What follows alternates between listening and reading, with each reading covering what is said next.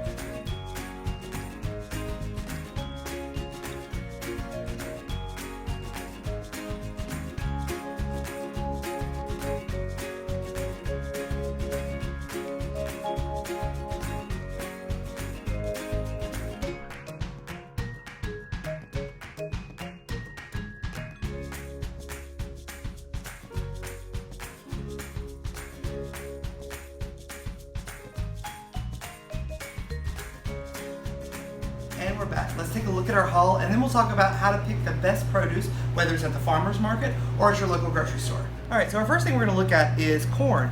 So corn, you wanna look at the husk. You wanna make sure that the husk is still moist, damp, it's not drying out, that it's not overly yellow. You also wanna look here, this is called the tassel. And you wanna look at this, you wanna make sure that it's not black, that it has this nice, it's golden to a brownish color, but you don't wanna, if it's black, you don't wanna get it. Also, pay attention to the texture of the corn. You want to kind of feel it up and down. If you feel that it has some really bad soft spots, you don't want to get that. And also, you want to keep it fresh at home. So if you're going to cook this when you get it home, you can leave it out on the counter. That's completely fine. But if you're not going to cook it immediately, wrap it really well in some plastic wrap and a Ziploc bag and put it in the refrigerator until you're ready. Just how it is until you're ready. Or you could shuck it and throw it in the freezer and last you for 6 months to a year. Next, we have some beautiful Chilton County peaches.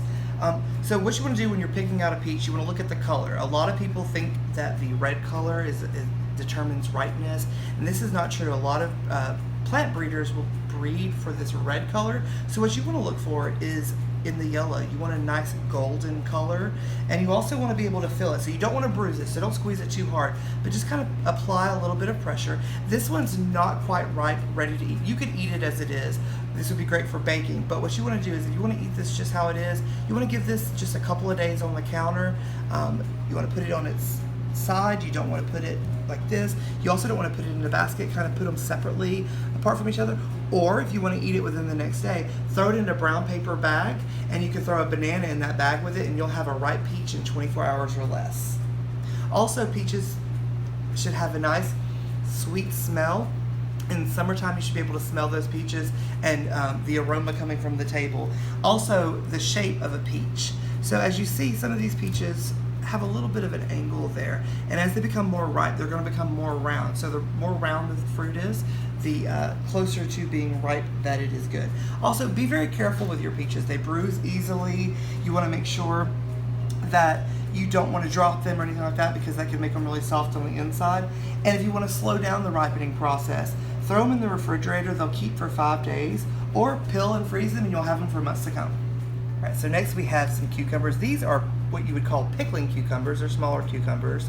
But when you're picking out a cucumber, no matter its size, whether it's an English cucumber or one that you find at the grocery store, you want to make sure that the dark green color and it's firm to the touch, that it's not soft, or if it's a larger one, it's not wobbly. I always call it the vegetable wobble. And if they tend to be a lighter shade, they're going to be older.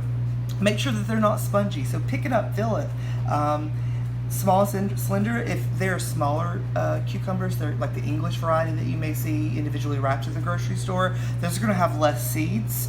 And then eat them quickly. So cucumbers are going to last in your fridge once you cut them, and they're the best within 3 days. So after you cut the cucumber, you can wrap it really well in some plastic wrap and then use it in the next day or two. You really don't want to let it last longer than a week in your fridge, because it's just not going to have the same quality. It's still going to be edible, but it's not going to have the same quality. All right, so next we have some beautiful tomatoes. These are actually Chandler Mountain tomatoes, and if you're familiar with geography in Alabama, Chandler Mountain is up near Springville, Alabama, where I actually live, near Still.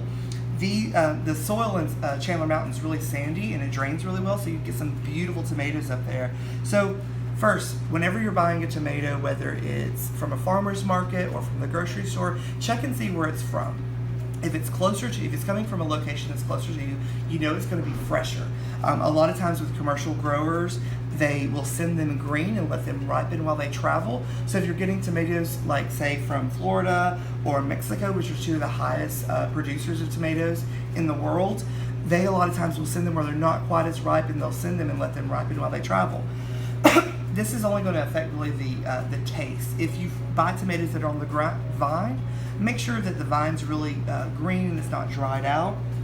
But if you're looking for tomatoes, so make sure they have consistent coloring. So with this tomato, you see it has really nice consistent coloring, like this one here. Also, a tomato, feel how heavy it is. So when a tomato, like looking at this, it shouldn't be that heavy, but when you feel it, it should feel heavier than it looks. And this is going to let you know that it's really ripe. Also, smell. Tomatoes should have like a sweet, earthy smell, and the stronger the tomato smells, the more flavor it will have. So also, do not, if you're really going for quality of taste, don't buy tomatoes from a refrigerated produce section.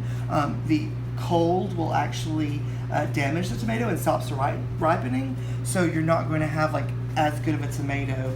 So, and if you're looking at tomatoes, like if they're loosely displayed on a farmer's market or in the grocery store, those are easy to look at. You can also feel the touch. You don't want them to be too soft, you want them to be firm to the touch. But again, look where you're getting from. Tomato season normally lasts until October in the South. After that, you're really going to be getting them from other parts of the country that are warmer climates or other parts of the world. So just know where your tomatoes are coming from and know where your produce is coming from. All right, so next we have purple hull peas. I have some here that are shelled, and if you look, they're reminiscent of black-eyed peas, and that's because they're part of the same pea family. So black-eyed peas, crowder peas, purple hull peas, they all come from the southern pea family. You also may have heard these called, especially from the South, heard these called as cow peas. They used to be fed to cows and cattle as food. But nutritionally, purple hull peas are fantastic. They're a good source of protein. They're one of the best sources of dietary fiber available. They're also very high in folate, which is something that you get from orange juice. But actually, purple hull peas have way more folate than orange juice ever could. If you want to freeze purple hull peas, you can just put them in a bag like this, throw them straight into the freezer, and they're ready to enjoy 6 to 12 months later. But if you get them whole like this, like I purchased these unshelled, if you get them, let me grab one here. You can just take it, snap off the end, and then you're going to find a little piece of paper, like string right there, and you're just going to open it up, and they're ready to enjoy. Cooking these are really easy. Like I said, it's very similar to a black-eyed pea. It's delicious and nutritious. So I want to say thank you to the great people at the Alabama Farmers Market for allowing me to come in and take pictures and talk to them about some of their produce, about where it comes from. Remember, whether you're buying from a farmer's market, a produce stand, or the grocery store, just check your vegetables, make sure they're ripe and that they're fresh, so that you have the best taste and quality that you can get. And shopping at a farmer's market is a great way to save some money. All of this was less than $20. Thanks for tuning in. Remember to follow us on Facebook at Birmingham AIDS Outreach or on our website at baobhm.org. And tune in next week where we will be cooking. Bye.